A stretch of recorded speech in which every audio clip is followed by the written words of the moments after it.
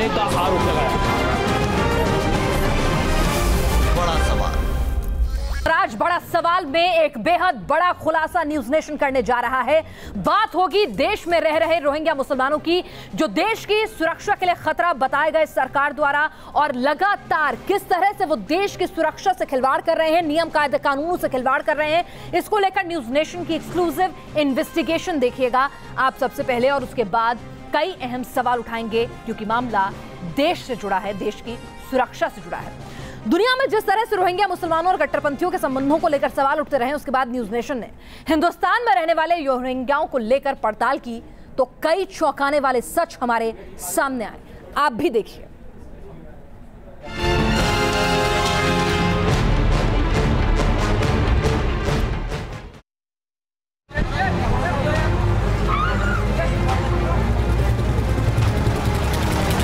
वो हिंदुस्तान के लिए घुसपैठी हैं। उन्होंने हमारी सरहद में अवैध तरीके से एंट्री ली है। वो हमारे और आपके बीच पिछले कुछ सालों से रह रहे हैं। उन्होंने आधार कार्ड तक बनवा किया है। जो आधार कार्ड किसके बने हैं? ये बच्चा के लिए बनाया। बच्चे के लिए बनाया? कितने बच्चों के लिए बनाया? 5 बच्चे। वो नाम बदलकर, पहचान छिपाकर शहर में बेरोक टोक घूम रहे हैं। वो अपना धर्म छिपाकर दिल्ली में मकान किराए पर लेकर रहने लगे हैं। जब हमने इनसे पता करा था तो ये अपना नाम क्रिश्चियन बताते हैं, जैसे एंटोनियो, फिलिप, बट जब इनके बच्चों से हम बात करते हैं तो बच्चे तो भूल जाते हैं, बच्चों को सिखाया गया, पर जब बच्चों से बात करते हैं तो वो अपना मुस्लिम नाम बताते हैं। उन्होंने मोबाइल सिम कार्ड भी खरीद रखे हैं। शक्ल और सूरत में भले ही हिंदुस्तानियों जैसे हैं, लेकिन ये हिंदुस्तानी नहीं है। ये हैं वो रोहिंग्या मुसलमान जो म्यांमार से भागकर पहले बांग्लादेश पहुंचे, फिर हिंदुस्तान की तरफ अपने कदम ऐसे बढ़ाए कि जम्मू से लेकर दिल्ली और इसके आसपास के इलाकों को अपना ठिकाना बना लिया। बॉर्डर क्रॉस हम ऐसे करते हैं जैसे कि कुछ दलाल होता है बॉर्डर में, एक तो इस पार होता है, एक उस पार होता है, तो उनको हम पैसा देते हैं। पैसा देने के बाद वो बहुत मुश्किल से बॉर्डर पार करा देते हैं। भारतीय जनता पार्टी की सरकार ने सुप्रीम कोर्ट के सामने अपना स्टैंड स्पष्ट कर दिया है। हम इनको हर प्रकार की मदद बर्मा में करने के लिए तैयार है। उनको वहीं रहकर जितनी भी मदद भारत सरकार कर सकती है वो करने के लिए तैयार है। आज हिंदुस्तान में रह रहे रोहिंग्या मुसलमानों की आबादी 40,000 है, लेकिन ये लोग देश की 125 करोड़ आबादी के लिए कितना बड़ा खतरा है, इसका खुलासा आज न्यूज नेशन पर होगा। जो आधार कार्ड पहचान का एक आधार है, वो इन रोहिंग्या मुस्लिमों के नाम पर कैसे बन गया, और इस आधार कार्ड के जरिए कैसे रोहिंग्या खुद को भारतीय साबित करने का षड्यंत्र रच रहे हैं, इसका भी पर्दाफाश होगा। रिफ्यूजी कार्ड के अलावा आपने कहा कि आईडी वगैरह बना था क्या? ना यहाँ कोई ने किसी ने कुछ नहीं बनाया। एक आधा लोगों ने वो आधार कार्ड मदर कार्ड बनाया था सिम के लिए, वो तो सब जल गया, यहाँ कुछ नहीं निकाल पाया। आज रोहिंग्या मुस्लिमों को लेकर न्यूज नेशन पर होगा सबसे बड़ा खुलासा, ऐसा खुलासा जो हमारे देश की सुरक्षा एजेंसियों के कान खड़े कर देगा, जिससे सरकार के उस दावे पर मुहर लग जाएगी जिसमें सरकार बार बार रोहिंग्या को लेकर खतरे की तरफ इशारा करती रही है।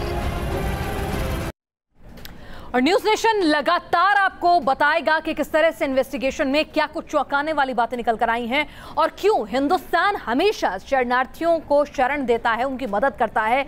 हिंदुस्तान एक बड़ा दिल वाला देश है, लेकिन अगर बात देश की सुरक्षा से जुड़ी हो तो फिर क्या घुसपैठियों की मदद करनी चाहिए? जो शरणार्थी बनकर पनाह मांगते हों वो क्यों कानून तोड़ते हैं? ये तमाम सवाल न्यूज नेशन के इन्वेस्टिगेशन से उठेंगे।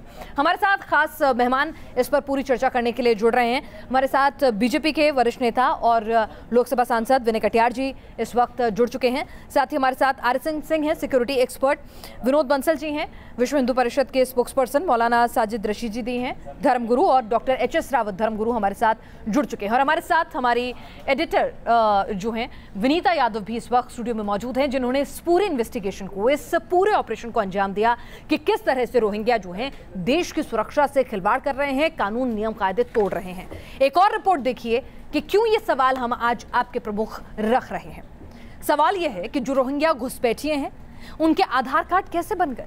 किस डॉक्यूमेंट के आधार पर पहचान का ये पत्र उनके नाम जारी कर दिया गया जब उनका लॉन्ग टर्म वीजा री इश्यू हो ही नहीं रहा है? कोर्ट में बहस चल रही है। ये वाकई चौंकाने मामला है क्योंकि ये मामला हमारी सुरक्षा से जुड़ा हुआ है। घुसपैठियों के पास आधार कार्ड होगा तो आगे चलकर ये लोग खुद को हिंदुस्तानी साबित करने की कोशिश भी कर सकते हैं, जो बड़ा खतरा है।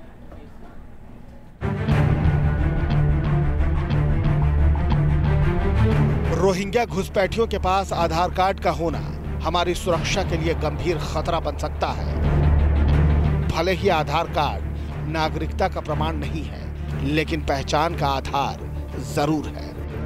ऐसे में मुमकिन है कि रोहिंग्या मुसलमान आगे चलकर आधार कार्ड को दिखाकर भारतीय होने का दावा भी कर सकते हैं। चूंकि ये मुद्दा हमारे देश की सुरक्षा से जुड़ा है, इसलिए न्यूज़ नेशन ने रोहिंग्या कैंप्स की पड़ताल कर पता लगाने की कोशिश की कि आखिर रोहिंग्या मुस्लिमों को आधार कार्ड कैसे मिला और किस आधार पर बना पहचान का ये पत्र। न्यूज़ नेशन की टीम पहुंची कंचन कुंज इलाके में। यहाँ रोहिंग्या कैंप्स में रहने वाले कई लोगों के आधार कार्ड हमें दिखाए गए। अवैध रूप से रह रहे रोहिंग्या मुसलमान दिल्ली के कंचन कुंज के इसी कैंप में आप देख सकते हैं, यानी कि करीब 120 परिवार यहाँ पर रहते हैं। इनके कुछ लोगों के बताया गया है कि इनके आधार कार्ड ही बने, लेकिन इनके यहाँ के लोगों का कहना है कि जो इनके झुग्गियाँ थी उनके अंदर आग लगने के कारण वे जल गई और उसका जो सामान था इनका वो भी जल गया। जैसे जैसे हमारी तफ्तीश आगे बढ़ रही थी, कई चौंकाने वाली सच्चाई सामने आ रही थी।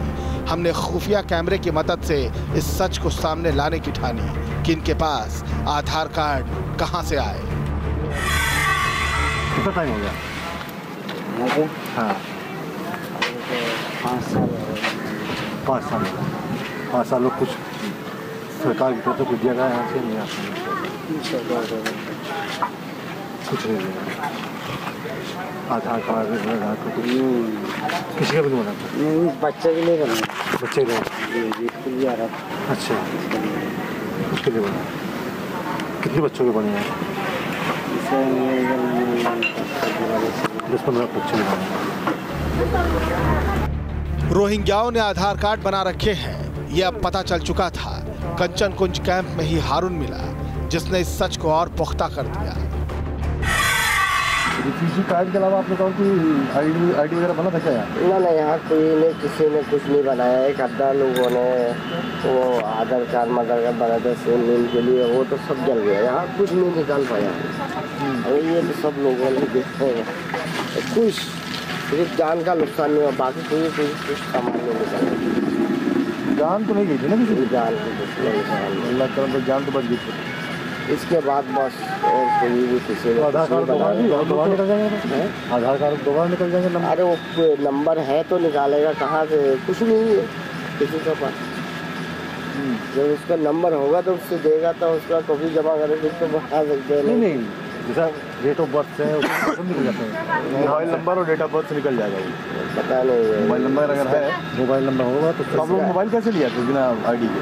इसके बारे में तो हम नहीं जानते। हम तो पहले लिया था जो रिफ्यूजी कार्ड मारने के, जब वीज़ा था ना हमारे पास, उसी टाइम वीज़ा का कभी जमा हो गया। मुझे पासपोर्ट के बिहार पर वीज़ा के बिहार पर मिल जाएगा सिम ना? उसी टाइम लिया था, अभी तो नहीं लेते।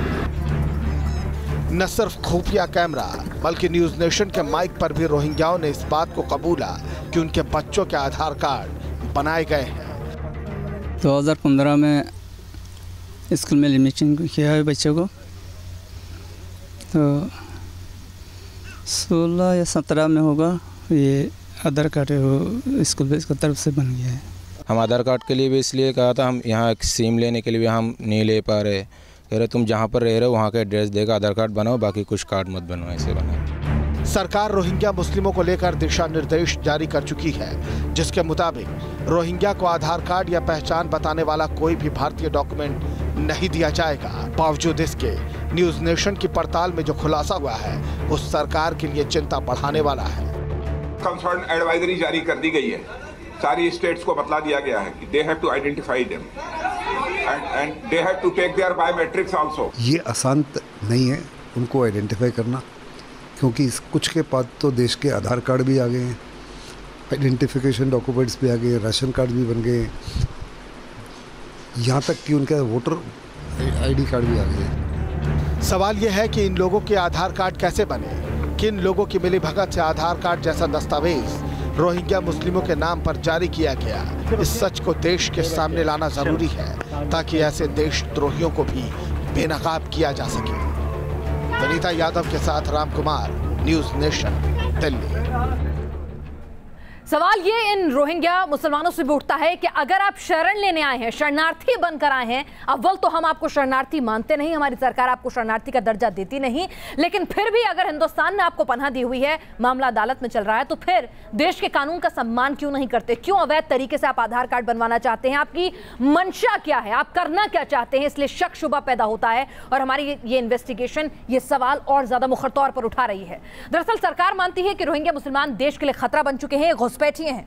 रोहिंग्या मुस्लिमों के मुद्दे पर न्यूज नेशन के खुलासे को जानकर गृह राज्य मंत्री हंसराज अहीर ने क्या कुछ कहा, आप खुद सुनिए। हमारे साथ इस समय मौजूद है गृह राज्य मंत्री हंसराज जी। हंसराज जी, जब रोहिंग्या मुस्लिम्स की बात करते हैं तो आधार कार्ड भी बनता है, पैन कार्ड भी बनता है, क्या अनुमति है, क्यों उनको दिया जा रहा है?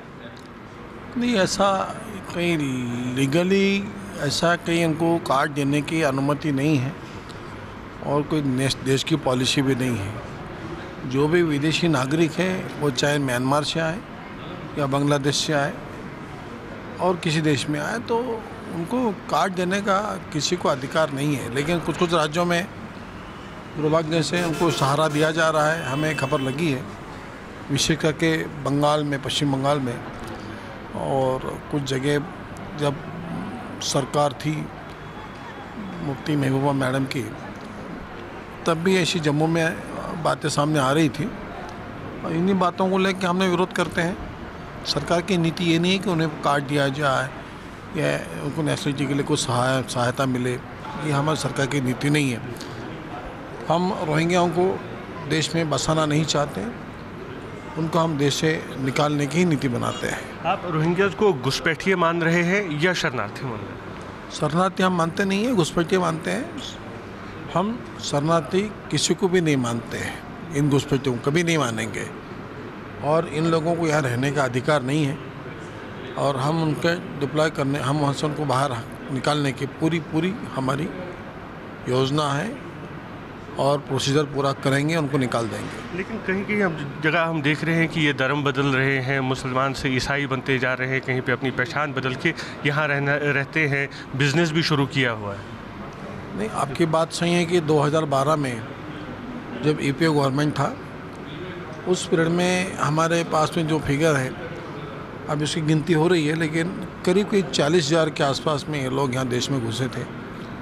यूपीए गवर्नमेंट ने उनको सहारा दिया था कुछ माह के लिए, लेकिन यूपीए गवर्नमेंट को निकालने की कोशिश नहीं की थी। लेकिन हमने उनकी अभी गृह मंत्रालय से गृह मंत्री जी ने आदेश दिया है, जिन जिन स्टेट में उन लोगों का रहवास है, रहे, उनके लिस्ट पहचान बनाई जा रही है। कितना बड़ा खतरा है रोहिंग्या मुसलमान भारत के लिए? देखिए, किसी भी विदेशी नागरिक को देश में रहने के लिए अनुमति देना एक खतरा ही होता है। उसका धर्म हम जानते नहीं हैं। विदेशी होता है, वो रहेगा तो देश पे उसकी आस्था भी कम होगी। पहले हमारा देश आतंकियों से लड़ रहा है, उग्रवाद से लड़ रहा है, नक्सलियों से लड़ रहा है, और इसलिए कहीं ऐसा ना हो जाए कि ये विदेशी घुसपैठी इन लोगों से जुड़ जाने के बाद में और भी हमारे देश में आतंक का साया मंडराता रहे। ये हम नहीं चाहते कि वो यहाँ रहे। तो गृह राज्य मंत्री कह रहे हैं हम नहीं चाहते वो हमारे यहाँ रहे। सीधा सीधा जब उनसे पूछा गया कि रोहिंग्या मुसलमान शरणार्थी हैं या घुसपैठिए, तो वो दो टूक कहते हैं घुसपैठिए। तो फिर सरकार इतना वक्त क्यों लगा रही है इन्हें यहाँ से भेजने में? आखिर क्या दिक्कतें आ रही हैं, क्या अड़चने आ रही हैं, इस पर भी चर्चा करेंगे। लेकिन कई और चौंकाने वाले खुलासे हैं। सिर्फ ये आधार कार्ड पर ही नहीं रुक रहे हैं, बल्कि देश की सुरक्षा से और भी बड़े खिलवाड़ कर रहे हैं। हमारे साथ विनय कटियार जी भी इस वक्त लगातार जुड़े हुए हैं। विनय कटियार जी, मोदी जी ने 2014 में कहा था कि सरकार में आए उसके बाद घुसपैठिए, बोरिया बिस्तर समेट लें। 4 साल हो गए, और कितना वक्त?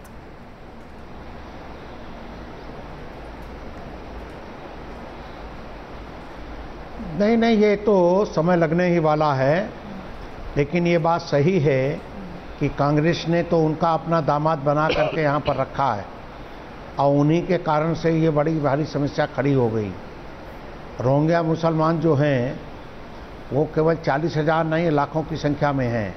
कुछ गिनती में हैं, कुछ अनगिनती में हैं। और वहाँ से लेकर के, आसाम से लेकर के, बंगाल से लेकर होते हुए उत्तर प्रदेश, होते हुए हरियाणा, होते हुए जम्मू तक पहुँच गए हैं। पूरे देश के अंदर फैले हुए हैं। ये बड़ी भारी समस्या है। और अब तो आधार कार्ड भी बनवा रहे हैं। जरा सोच कर देखिए विनय कटियार जी, देश की सुरक्षा के लिए कितना बड़ा खतरा है ये। आप लोग तो पहले ही अदालत में, जो बीजेपी की सरकार है वो पहले ही कह चुकी है कि भाई ये देश की बड़ा सुरक्षा के लिए खतरा है। तो फिर कर क्या रही है सरकार? मैं वही बात आगे मैं वही बात आगे बोल रहा हूँ कि जम्मू के अंदर जो सैनिकों की कॉलोनी में हमला हुआ था जी, और उसमें रोहिंग्या मुसलमानों पर शंका की गई थी, क्योंकि वो सब उसी बाउंड्री वॉल के पास ही रहते थे। और रहते क्या हैं, आज भी हैं, पक्के मकान भी बना ले रहे हैं, ये सब काम हो रहा है।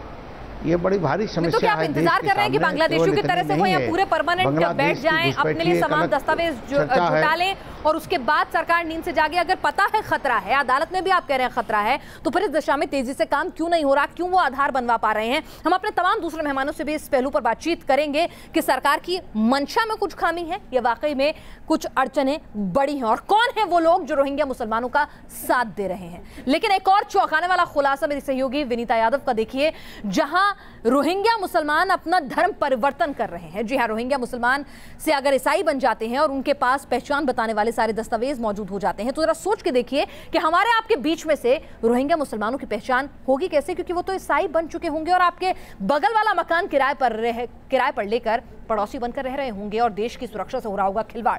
क्या है ये पूरा माजरा? देखिए हमारी अगली इस खुलासा करती रिपोर्ट में। क्या रोहिंग्या मुसलमान धर्म बदलकर देश की आंतरिक सुरक्षा में सेंध लगाने की साजिश रच रहे हैं? क्या रोहिंग्या अब मुसलमान से ईसाई बनकर खुद को हिंदुस्तानी साबित करने का षड्यंत्र रच रहे हैं? रोहिंग्याओं के मुसलमान से ईसाई बनने और दिल्ली के अलग अलग इलाकों में नई पहचान के साथ रहने की जानकारी मिलने पर हमने पड़ताल शुरू की। खुफिया कैमरे लेकर हम रोहिंग्याओं के बीच पहुंचे। इस दौरान हमें जाफर नाम का शख्स मिला जो रोहिंग्या से ईसाई बन चुका है। धर्म परिवर्तन क्या दिन है? धर्म हम लोग पहले तो मुसलमान था, हम लोग यहाँ पे इंडिया आने के बाद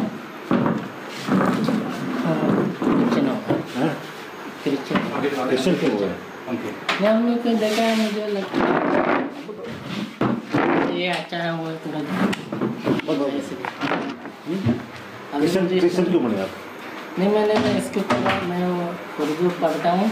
अच्छा, इसमें तो बाइबल देखा था, बाइबल देखने में मुझे अच्छा लगा। तो बच्चे कितने हैं?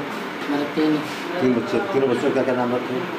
एक मोजस, एक राबेका। राबेका। अच्छा। एक मरियम।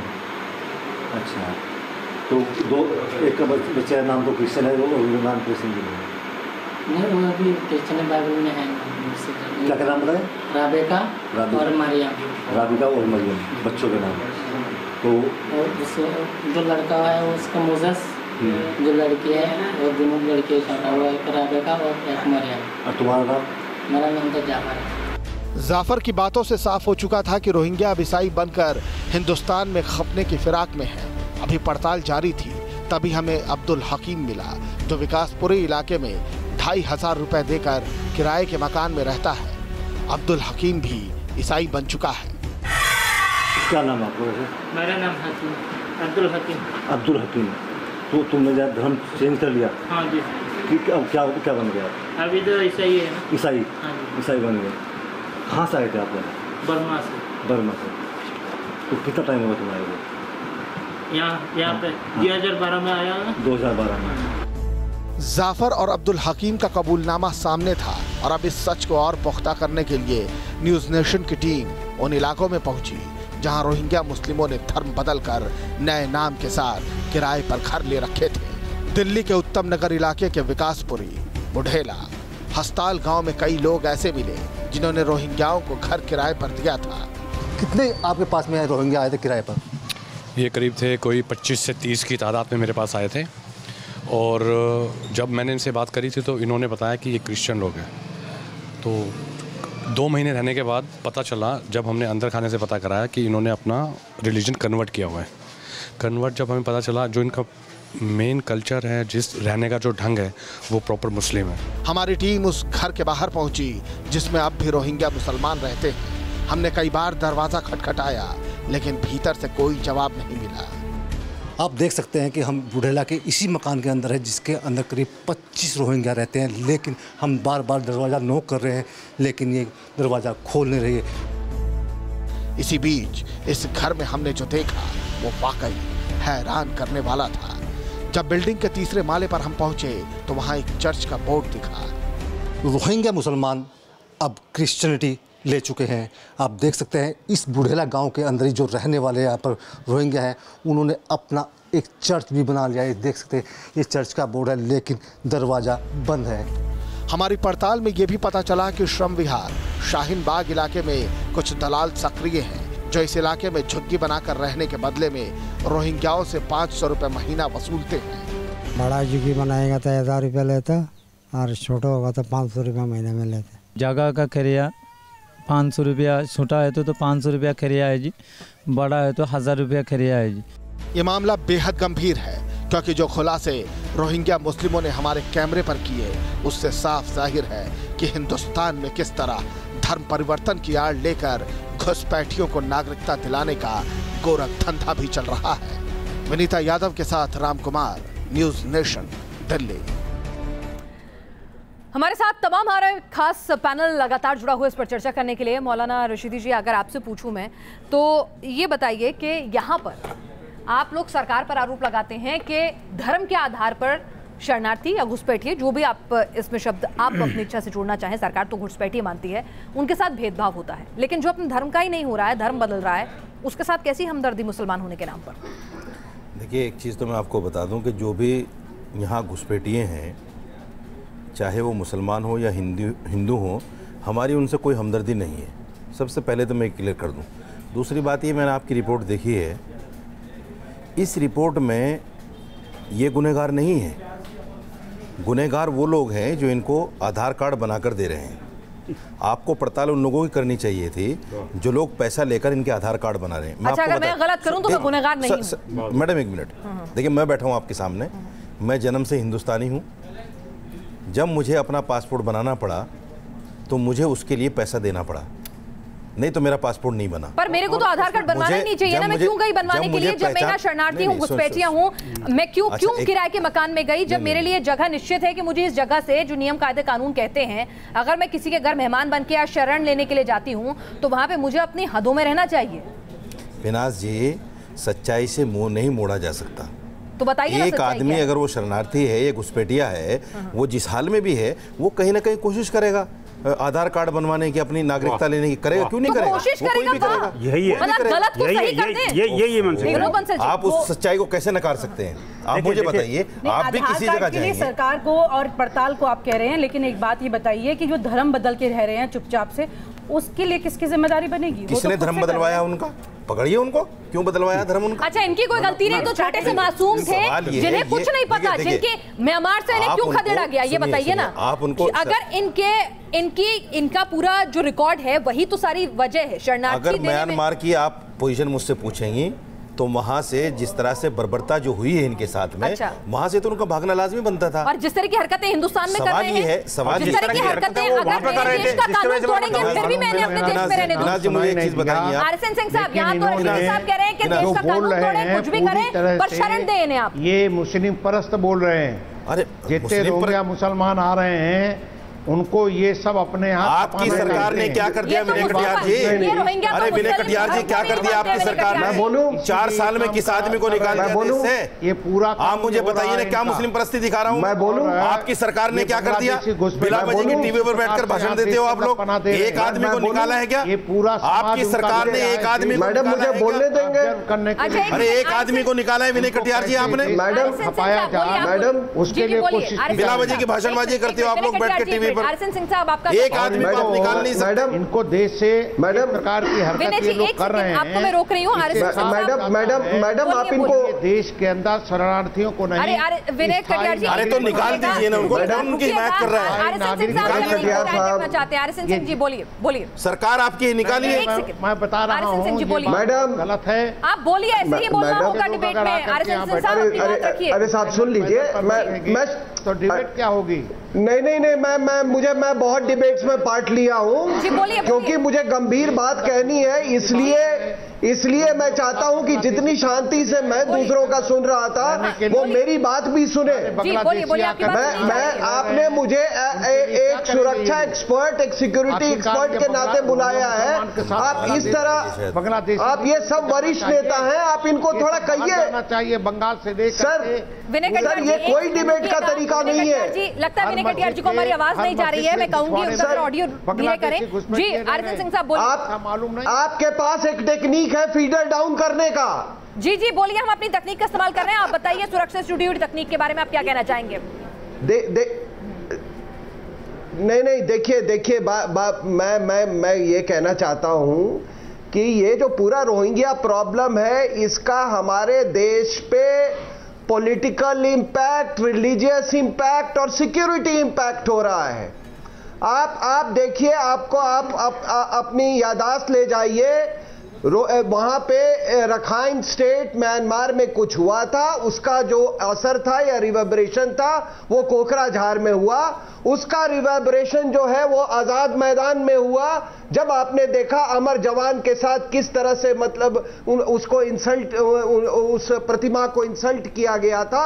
और उसके बाद हैदराबाद में हुआ, और हैदराबाद के बाद चलिए एक के बाद एक इंसिडेंट होते जा रहे हैं।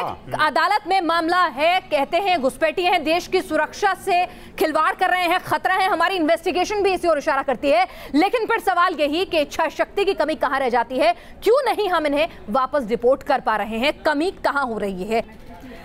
खिलाफ कार्रवाई होगा, अदालत काम कर रही है, ये बातें अलग अलग सरकार के नुमाइंदे नेता कहते हैं। लेकिन आपको एक आंकड़े बताना चाहूंगी यहां पर कि जो अवैध बांग्लादेशी जिनके खिलाफ कार्रवाई हुई है 4 सालों में, उनकी संख्या 1832 है। यानी औसतन 450 बांग्लादेशी पिछले 4 सालों में हर प्रतिवर्ष 450 बांग्लादेशी जो हैं वो डिपोर्ट किए जाते हैं। और इस लिहाज से देखा जाए तो जो ऑन रिकॉर्ड, हम अवैध वालों की बात नहीं कर रहे, जो कागज पे दस्तावेजों के मुताबिक 40,000 रोहिंग्या हैं, उन्हें वापस भेजने में अगर यही दर रही कार्रवाई की तो 88 साल लग जाएंगे। विनय कटियार जी कितना इंतजार करवाएंगे? के खुलासे में आपके नहीं, हम तो बिल्कुल इंतजार नहीं करना चाहते हैं। जितनी जल्दी हो सके इनको बाहर निकाला जाए। और जिन लोगों ने इनकी आईडी वगैरह, जी कटियार जी आप बोले, जिन लोगों ने रोहिंग्यों के आईडी बनाने का काम किया है, और इसीलिए मैं चाहता हूं उनके भी खिलाफ कार्रवाई हो। ये बात इस देश के अंदर बड़ी भारी संख्या है मुसलमानों की जो रोहिंग्या मुसलमानों की मदद कर रहे हैं, और ये उसके कारण आधार कार्ड बनाने वाला कौन सा मुसलमान है भाई? ये सब बन रहे हैं, वही लोग आधार कार्ड बनाने वाला कौन सा मुसलमान है? ये आधार कार्ड कौन सा मुसलमान बनाता है? मदद कर रहे हैं। नहीं विनय कटियार जी झूठ मत बोलिए, नहीं टीवी पर बैठकर गलत मत बोलिए। आधार कार्ड बनाने में मुसलमान कौन है मुझे बताइए? आधार कार्ड तो वैसे ही बैंक में बन रहे हैं, कार्ड और वोटर कार्ड सारे और आईडी कार्ड क्या क्या सब बनवा लिए हैं। ये बनवाने के लिए काम इन लोगों ने गलत बोल रहे हैं। ये आधार कार्ड बनाने वाला कोई मुसलमान नहीं है आपके यहाँ। विनोद बंसल जी क्या कहेंगे आप? आधार कार्ड बनाने वाला मुसलमानों की ये बंगला सरकार के नुमाइंदे शामिल हैं इसमें। मैडम इसमें जो सबसे गंभीर मसला है वो है जिहादियों और चर्च का। मुझे ये पता लगी कि श्रीलंका गया था, उस श्रीलंका में भी इसी तरह का फॉर्मेट यूज कर रहे हैं वो लोग। क्या होता है कि पाकिस्तानियों को जब अमेरिका जाने के लिए, इंग्लैंड जाने के लिए वीजा नहीं मिलता तो वो उसका बाई रूट निकालते हैं। वो पाकिस्तानी सारे श्रीलंका जाते हैं, श्रीलंका में रिलीजन चेंज करते हैं, और उसके बाद में वहां से आप देश के मुसलमानों पर सवाल उठा रहे हैं, लेकिन देश की सरकार पर भी तो सवाल उठता है कि सरकार इतनी कमजोर है कि वो इन 40,000 रोहिंग्या मुसलमानों पर कार्रवाई नहीं कर पा रही है। सारा पन्ना जी थोड़ा सा टाइम मुझे अगर देश की सरकार पर विनय कटियार जी ने सवाल उठा दिया 2000 टिकट नहीं मिलेगा। आप ये भी सोच लीजिए, पूरी तरह से कार्रवाई होगी, सरकार पर पूरी तरह से कार्रवाई होगी। और जिन लोगों ने संरक्षण दिया है, जिन लोगों ने मैं सिस्टम के खिलाफ बोल रहा हूँ, इनको बैठकर बोलना चाहिए। आप मुझे बताइए आधार कार्ड बनाया उनका नाम भी तो बोलिए यार। अरे मुझे बताइए उनके काम बोलिए कौन मुसलमान बने हुए हैं? नहीं मुसलमान जो देश के लिए खतरा बने हुए उसका बोलिए, जान लीजिए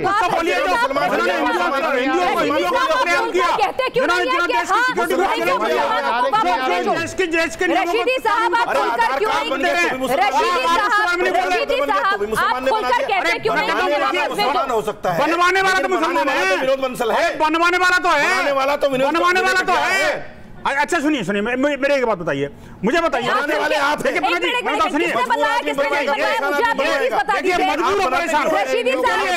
मजबूर परेशान है आप, ये रोहिंग्या उसके ये रोहिंग्या मुसलमानों को मजबूर परेशान करें, ये रोहिंग्या मुसलमानों को बेचारा बोल रहे हैं, इनके पीछे देने का काम कौन कर रहा है?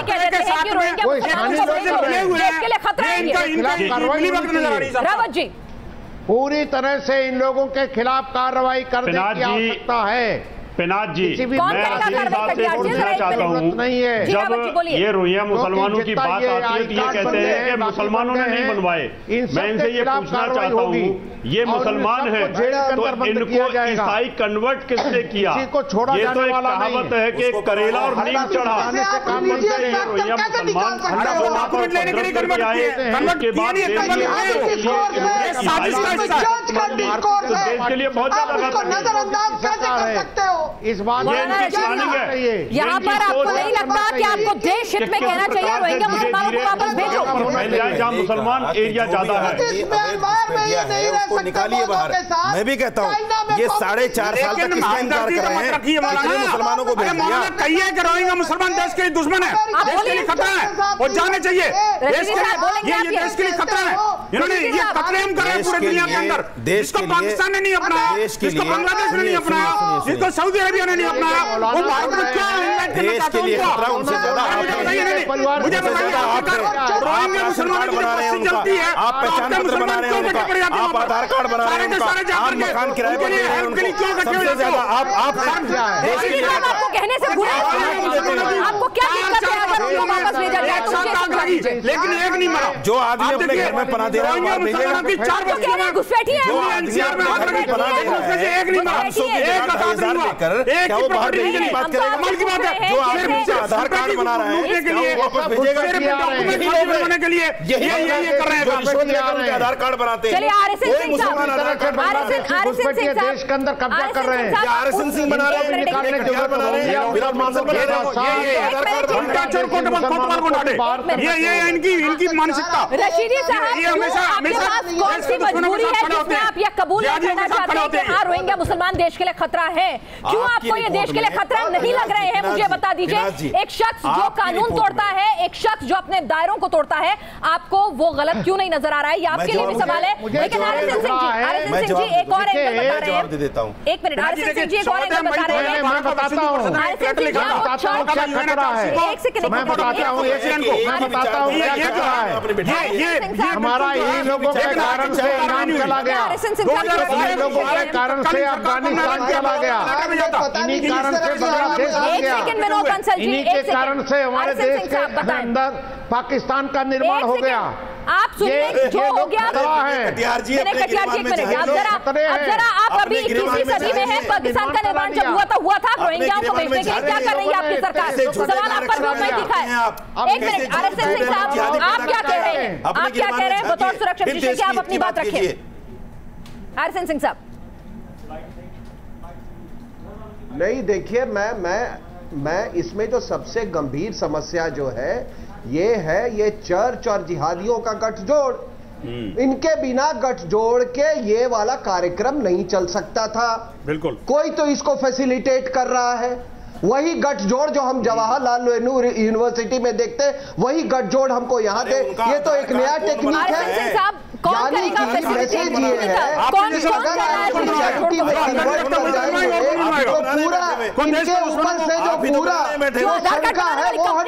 नहीं है क्या? एक मिनट, आधार कार्ड बनाने वाले सबको मालूम है कि किस तरह सब जगह सब नौकरी करते हैं, कोई मुस्लिम भी नौकरी कर सकता है आधार कार्ड बनाने वाले। मैं दावे के साथ कह सकता हूँ आधार कार्ड यानी कि आज अगर दुनिया में ये देश को दुश्मनों को सपोर्ट करें, अगर आप दुनिया में आप ढंग से हमेशा से कोई पब्लिक चैनल पर अब देखिए नेशनल चैनल पर जितने देश के नागरिक आप हैं उतने ही रशीदी साहब हैं। आप ऐसे नहीं बोल सकते विनोद बंसल जी। जितने नागरिक आप हैं उतने रशीदी साहब नहीं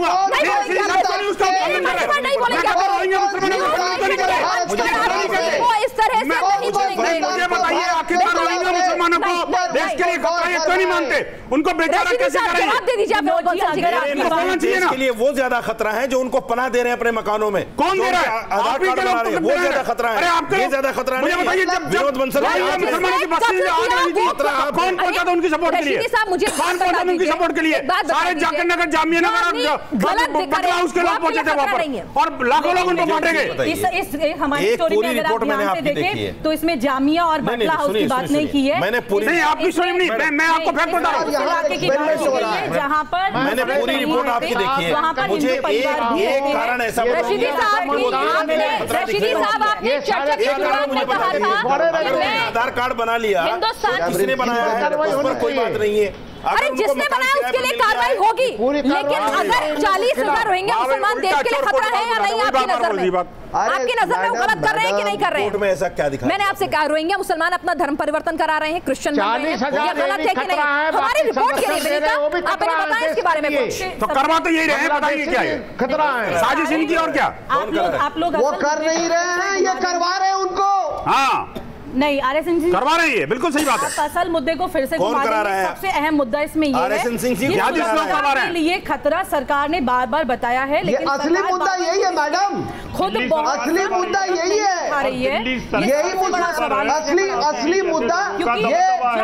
ये भारत कोई धर्म के एक्सपेरिमेंट का ये जगह बन गया है क्या? वो वापस भेज कि कोई आए तो कोई शरणार्थी है कहीं से भगाया हुआ यहाँ धर्म परिवर्तन कर ले और उसके कुछ दिन के बाद बोले कि हमको आप एक बार पहले बात सुन लीजिए। आप हिंदुस्तान के लिए अपने खाने के लिए पूरा नहीं पड़ रहा है। रशीदी साहब आप कह रहे हैं कि इन 40,000 मुसलमानों को और खिलाएं। हमारे देश में ऐसा कोई कानून है? आप मुझे बता दीजिए। चलिए एनआरसी का मुद्दा जब बिल्कुल खुला हो जाएगा और ये पता चल जाएगा कि 50,000 आदमी अवैध हैं तो क्या करेगी सरकार? विनय कटियार ये जवाब दे दें। विनय कटियार करेगी, इससे क्या मतलब है? उनके साथ हमदर्दी रखोगे क्या? आप हमदर्दी रखोगे क्या? आप बताइए रोहिंग्या मुसलमानों के साथ खड़े हैं। रोहिंग्या मुसलमान आपको बोलना चाहिए कि उनको गोली मार दो, लेकिन मेरे देश के अंदर नहीं निकालो। गोली मार सकते हो उनको? बिल्कुल, देश की दुश्मनी करेंगे तो गोली मारेंगे। जो देश के साथ दुश्मनी करेगा, देश के ऊपर हमला करेगा, हम बिल्कुल गोली मारेंगे। संरक्षण दिए हैं, असल देश के परिवार के साथ बाहर निकालो। देश को नहीं जाना चाहते उनको जेल के अंदर डालो। विनय जी उनका राशन पानी बंद कर दो। मेरा सवाल ये है कि कौन करेगा? विनय जी कौन करेगा? केंद्र सरकार करेगी? नहीं, एनआरसी के बाद में जो लोग क्लियर हो जाएंगे उनका सरकार क्या करेगी वो मुझे बता दीजिए। जनता करेगी। आपका ऐसा कोई कानून है देश में? जनता करेगी। गद्दार कौन है? जनता क्यों करेगी? जनता ने आपको चुना नहीं है विनय कटियार जी। मैडम गद्दार इनको बना देने वाले हैं। पीछे कौन कौन रह रहा है? मैडम नहीं, जनता क्या फैसला करेगी? मैडम गद्दार बना देने वाले लोग हैं। हिंदू मुस्लिम कराना चाहते हैं? गद्दार आधार कार्ड देने वाले लोग हैं। हमारे लिए ना तो वो हिंदू है ना मुस्लिम है, हमारे लिए वो घुसपैठी है। उन्होंने कहा कि जनता फैसला करेगी। देश की सरकार के लिए वो घुसपैठी है। जनता कुछ कहना चाह रही है। जनता क्या फैसला करेगी? गद्दार वो लोग हैं जिन्होंने हर एक के घर में बांग्लादेशी मुसलमान काम कर रहा है। अच्छा जरा आप लोग शांत देखिए, मेरी सहयोगी विनीता ने इस पूरे इन्वेस्टिगेशन को अंजाम दिया है, जरा उनकी भी सुन लीजिए। विनीता, ये है गद्दार। विनय कटियार जी अभी न्यूयॉर्क में बना देने वाला है। यूएन की सबसे बड़ा गद्दार यूएन की मीटिंग में वहां पर बांग्लादेश ने अपनी बात सामने रखी और सीधे सीधे तौर पे ये कहा कि इनको वापस भेजना चाहते हैं वो इन सभी रोहिंग्यास को, और बेहतर स्थिति में वो जाएं इसकी वो कोशिश में है, इसके लिए यूएन मदद करे। और उससे बड़ी बात उन्होंने ये कही है कि वो चाहते कि इन्हें वापस भेजना है। अपनी बात उन्होंने पटल पे वहां पर जाकर रखी, लेकिन भारत ने अभी इस बारे में कोई बात वहां क्यों नहीं रखी। और यहाँ पर भी लगातार जब सरकार ये कह रही है कि वापस भेजना है तो इस पे बड़ा कदम कोई अभी तक क्यों नहीं उठाया गया है, इसको देखना होगा, इस कदम को उठाना होगा। कटियार जी, ये जनता की जिम्मेदारी नहीं है, जनता ने आपको चुनकर सत्ता पर बैठा दिया है। और मोदी जी ने कहा था कि घुसपैठिए अपना बोरिया बिस्तर 2014 के बाद सबसे ज्यादा बाधक, इसमें सबसे ज्यादा बाधक बांग्लादेशी मुसलमान हैं और जो तथाकथित यहाँ पर मौलवी लोग हैं वो बाधक हैं। बार-बार मुद्दे वो नहीं चाहते कि ये जाएं, सब बाहर निकल करके जाएं। गलत है, इनको एक देश का और बंटवारा कराना है। देखिए, हमारे लिए ना तो वो हिंदू है ना मुसलमान है, हमारे लिए वो देश के लिए खतरा है। अगर हमारी सरकार अदालत में कहती है वो घुसपैठी है तो वो किस धर्म के से बैंगलोर तक पहुंच गया, देश के लिए खतरा है। और बेंगलुरु सही बात है, देश के लिए खतरा है। पिनास जी, एच.एस. रावत जी, बांग्लादेश की बात आई अभी, सुनिए। एक सेकंड, एच.एस. रावत जी चर्चा में बहुत देर से शामिल नहीं हुए। एच.एस. रावत जी मना कर दिया कि हमारा घुसपैठिए बैठे हैं, तो अगर ये 40 से 50,000 आदमी पिनास जी, तो सरकार इनका क्या करेगी? मैं कहना चाहूंगा, हम कुछ भी करेंगे, हम कुछ भी करेंगे, जेल में डालेंगे, गोली मारेंगे, ये तरीका नहीं है फिरोज बंसल जी। और दिल्ली सरकार को इनको यहाँ से निकालने का और साथ में इनको डिपोर्ट करना चाहिए। विनय कटियार जी, घूम फिर के बात आप ही पर आ रही है कि डिपोर्ट करना चाहिए। मोदी जी ने कहा था घुसपैठिए जो हैं वो अपना बोरिया बिस्तर समेट ले, लेकिन इतना वक्त क्यों लगवा रही है मोदी सरकार इनका बोरिया बिस्तर समेटने? नहीं, बात ठीक कह रहे हैं, वो बात ठीक कह रहे हैं, क्योंकि मेरी सरकार है, कार्रवाई करना आवश्यक है। लेकिन मैंने तो इतना ही कहा है कि और भी इसमें से जोड़ दो, रोहिंग्या मुसलमान के साथ साथ बांग्लादेशी भी मुसलमानों को बाहर निकालो। आपने 4 साल में सिर्फ 1832 बांग्लादेशियों को डिपोर्ट किया है, उस हिसाब से तो न जाने कितनी सदियां बीत जाएंगी आपको बेचते बेचते। आपकी रफ्तार ठीक नहीं है, रफ्तार रोहिंग्याओं को इससे पहले वो बांग्लादेशियों की तरफ से योजना बन रही है, उससे पहले क्यों नहीं जा रही सरकार? अब ये योजना बन रही है, इनको भी बाहर किया जाएगा। मैं वही तो कह रही हूँ कि बांग्लादेशियों की तरह से तमाम कागजात जुटा लें, सब कार्रवाई व्यवस्था कर लें, उससे पहले आप इन्हें वक्त और ये मस्जिद के पीछे नहीं रख पाएंगे अब। नहीं पिना जी, एक विषय गंभीर, आपने जो मस्जिद के पीछे पाया गया बांग्लादेशी और रोहिंग्या मुसलमान, ये बहुत गंभीर मामला है। बेसिकली क्या है, ठीक है देना चाहिए, कम किया, लेकिन सीमा के इंपोर्टेशन जो हो रहा था वो तो रुका है ना, कम से कम जो वोट बैंक के लालच में है ये लोग इम्पोर्ट करते थे, वो इम्पोर्ट होता है बड़े पैमाने पर। तो आप क्या रोहिंग्या मुसलमानों को भी उतना ही वक्त देना चाहते हैं जब आप उन्हें देश के लिए खतरा बताते हैं? नहीं, इनकी आवाज नहीं सुनाई दे रही। मैं आपसे वही तो कह रही हूँ, अगर वो देश के लिए खतरा है रोहिंग्या मुसलमान, तो क्या आप उन्हें बांग्लादेशी घुसपैठियों की तरह से वक्त देना चाहते हैं, बांग्लादेशी शरणार्थियों की तरह से, कि वो पूरे दस्तावेज बनवा लें और भारत के नागरिक बन जाएं जैसा बांग्लादेशी बने? बांग्लादेशी शरणार्थी नहीं, नहीं बिल्कुल नहीं देना चाहते। नहीं, आपने बात सही पूछी है, आपने सही बात पूछी है। रोहिंग्या मुसलमान भी देश के लिए खतरा है, सुरक्षा के लिए खतरा है। हिंदुस्तान और बांग्लादेशी का कोई स्टेटस नहीं है, बिल्कुल खतरा है। ये दोनों